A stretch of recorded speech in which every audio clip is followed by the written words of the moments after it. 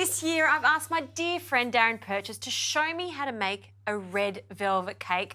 My nieces want this for their birthday, so I've brought in the big guns. How do we make a gorgeous red velvet cake? Right, I'm going to show you how. So let's make the batter first. Yes. If you get the butter and the sugar into a mixing machine.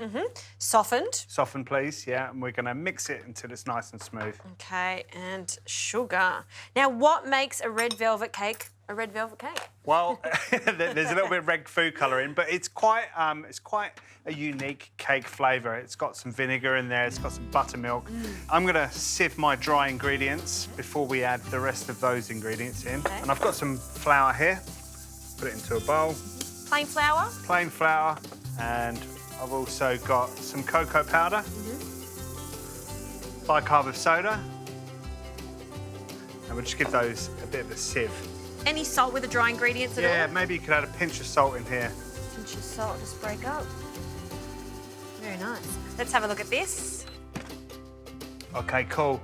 So we've got sugar and butter, they've mixed together well. It's still quite thick. Yep. So now we're going to loosen it by adding some egg yolks, some olive oil, some vinegar, and I'll split a vanilla pod for you. So Okay, vanilla bean in in. we go with a vanilla bean. And we'll put the lid on it and we'll give it another blend.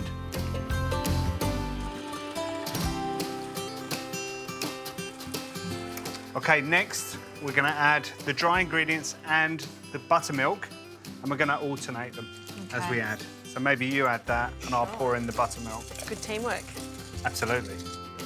And why do we add a little of the flour and then a little of the buttermilk at this stage as opposed to just putting it all in? Yeah, we just want to make sure that if you put all of the dry ingredients in, it's going to go too thick. Okay. So we're just tempering it and making sure we've got a nice, even mixture. Very nice.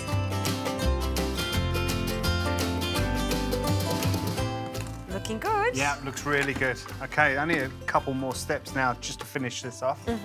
So we need to add the red for our red velvet. Of course. So I've got some red food colour here, and this is the time you add it in, just at this stage, once all of the other ingredients are mixed in. So we're going to get the colour we want. Oh, I'm happy you're doing that. Do you know what? The redder the better for this cake. Yeah? It looks awesome, yeah. So you're supposed to put quite a lot in for this. This is I haven't seen this food colouring. I guess there's different varieties of it. There are different varieties, just whatever you can find, something that's probably water-based. Yes. And as you can see there, that's an awesome cake batter colour. Look at that. That's what we're after. That's red velvet. That's red velvet, all right. Okay, to finish, I'm just going to fold in the egg whites. Okay. So Teamwork here. Yeah. So a little at a time.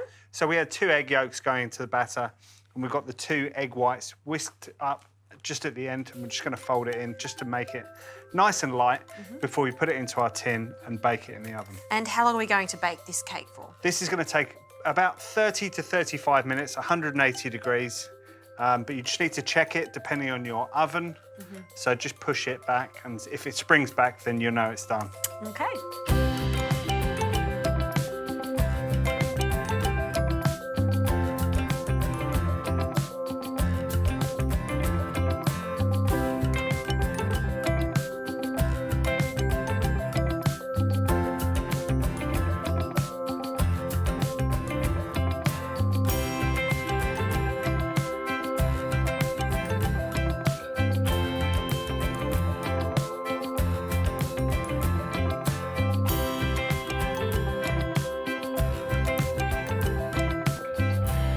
Okay, our cake has come out and it's cooled. I've demoulded it. So I'm going to cut this into 3. I'm going to do a sandwich. While I'm doing that, why don't you make the frosting? Sure. It's a cream cheese frosting. It's really easy. We've got butter, cream cheese, icing sugar, vanilla and salt. If you whiz them up nice and smooth, I'll get onto this cake. Okay. So you're going to do 3 layers here. Yeah, I'm going to go quite adventurous and go 3 layers. You could just cut it in half and do a half sandwich, or you don't even have to cut it at all. You could put the frosting on top. But we're going to try and make something spectacular here. I'm just using this turntable just to make sure I cut nice and evenly. Oh, that's a great idea. Yeah. So this is a lot of icing sugar, but by the time it blends in with our cream cheese and the butter, it'll be quite creamy and mixed in. We're making a lot of frosting here because that really is the best part. We're gonna lay this on thick and try and do a nice little design. And look at this colour and how moist it is. It's a perfect awesome. cake, isn't it? That's nice and moist inside, and we don't need to soak this sponge at all. Right, so I've also got a vanilla bean. Yeah, I put vanilla bean in everything, so I love it in my frosting. Yeah, it's just fantastic to see those small little dark flecks. In it goes, and I'll give that a blend and then pop this in a piping bag. Absolutely.